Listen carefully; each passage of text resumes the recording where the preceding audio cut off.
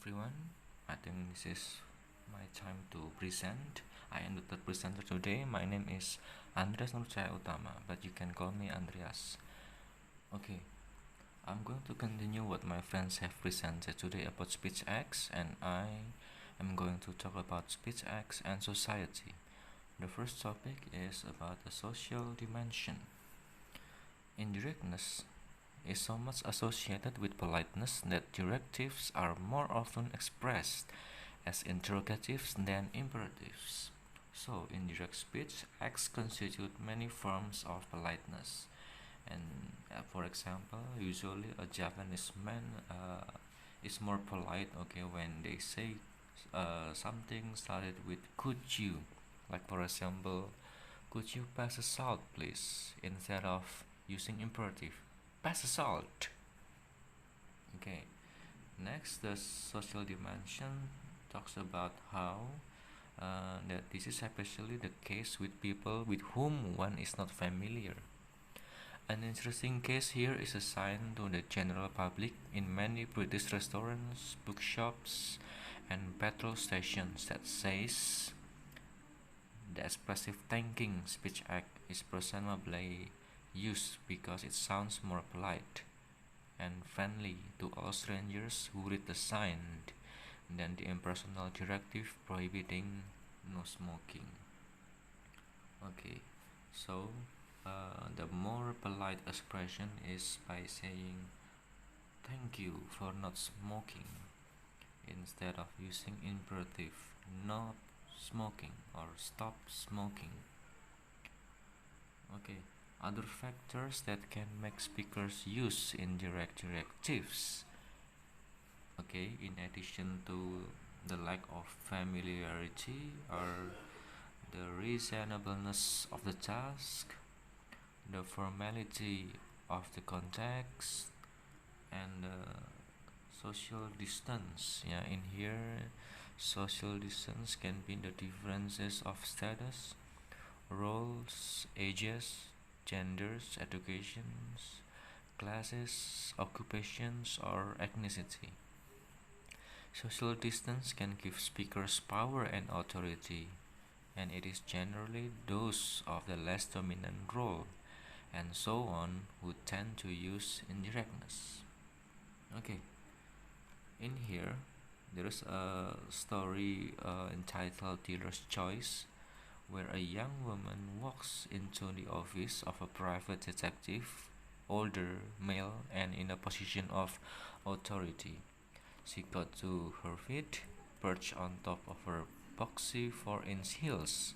She just about cleared the armpit, okay, by saying, I've been hoping to see you, Mr. Marlowe, hoping to interest you in taking a case for me. If you have time, that is. Yeah, the woman made it sound as though her problem, whatever it was just a bit on the dull side, and that if she didn't have time for it, the two of them could forget it and move on to something more interesting. So, in here, Paratsky in 1995 expresses her request indirectly hidden under a representative describing herself. I've been hoping to see you, Mr. Marlowe, hoping to interest you in taking a case for me. Okay, next, after the social dimension, now we go to the cultural dimension. Speech acts and their linguistic realizations are culturally bound. The ways of expressing speech acts vary from country to country, from culture to culture. Like for example, for these two people in the picture, in India, the expressive speech act of praising and congratulating a person on their appearance can be realized by the words, how fat are you? How fat you are? Because weight is an indicator of prosperity and health in a country where there is malnutrition. Okay, while in Britain, These words express a speech act of deploring or criticizing, since the fashion and diet foods industries and possibly health education have conditioned many into thinking that being slim, is beautiful. Okay, the differences in speech act conventions can cause difficulties cross culturally. The following example comes from Cuba. Person a British woman, telephoned the work center of Mr. Perez. B.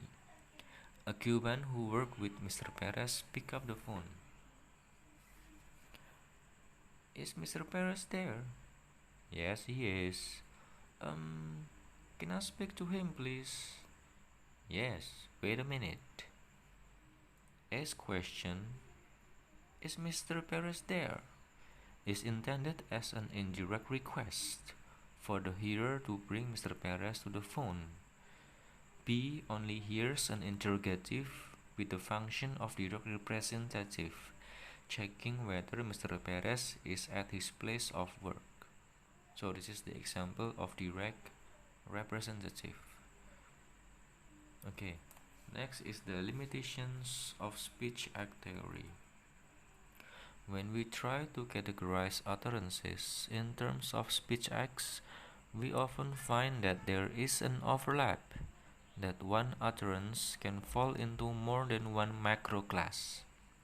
Take the following example from the novel Lord of the Flies. They're all dead, said Piggy, and this is an island. Nobody don't know we're here. Your dad don't know. Nobody don't know. His lips quivered, and the spectacles were dimmed with mist. We may stay here till we die. On the face of it, this is a representative, a description of the present state of affairs when the boy realizes that they are all alone on an island, and yet it is a very emotive little outburst. The boy is obviously crying, so it could also be classified as expressive. Another problem with the speech act model is that it has no provision for the messiness of everyday spoken language. Utterances such as, so there you go, or you know, amount to fillers that say very little. This lack of semantics content makes it difficult to put in any of the classifications, as they are neither representatives nor expressives. Okay, likewise, the responses that show that the hearer is listening and encourage a speaker to continue talking, such as, do you? Oh, really?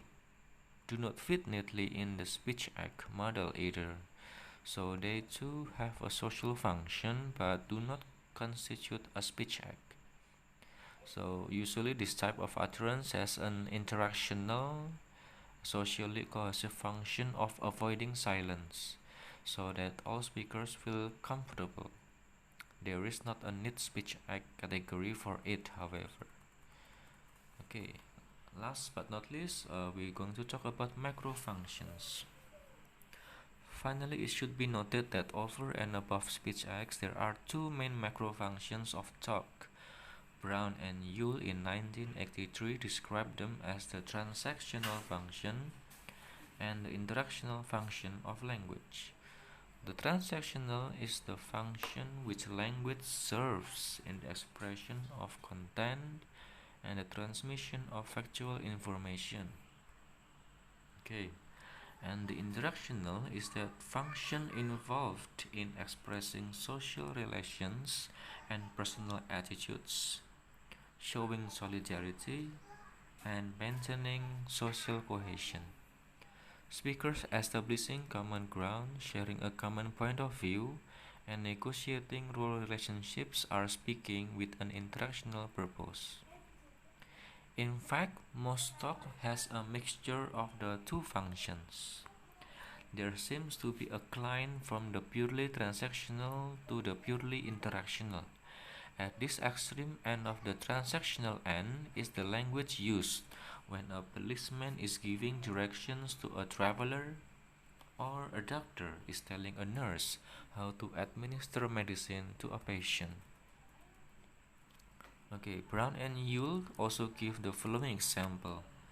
When two strangers are standing shivering at a bus stop in an icy wind, and one turns to the other and says, "My goodness, it is cold." It is difficult to suppose that the primary intention of the speaker is to convey information. It seems much more reasonable to suggest that the speaker is indicating a readiness to be friendly and to talk. Brown and Yule point out that much of everyday human interaction is characterized by the primarily interpersonal rather than the primarily transactional use of language. Okay, that's all my presentation. Thank you.